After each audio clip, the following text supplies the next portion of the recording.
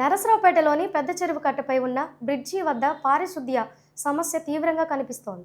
Bridge కింద కాలువలో plastic కవర్లు, బీర్ సీసాలు, వాటర్ బాటిళ్లు, గృహ వ్యర్థాలు, ఇతర చెత్త భారీగా పేరుకుపోయి కాలువలు పూర్తిగా పూడిపోయే పరిస్థితి ఏర్పడింది.